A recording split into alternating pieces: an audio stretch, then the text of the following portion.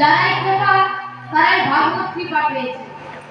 মনোহর খেপা, রামকৃষ্ণ খেপা, বাবা খেপা, যারাই খেপা মা তারাই ভাগবত কৃপা পেয়েছে।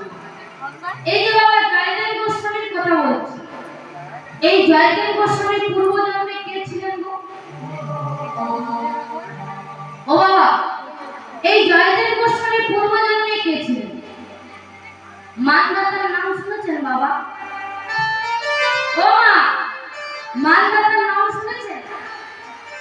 অনেকে বলে না, কিরে একটা মানদাতা আমরা শাড়ি পরে এসেছিস? হ্যাঁ, একটা মানদাতা আমরা জামা পরে এসেছিস। এই পৃথিবীতে সবচেয়ে পুরাতন রাজা হলো না মানদাতা, তার পুত্র মুচিকুন্দ। ও বাবা, কলিকালে জয়দেব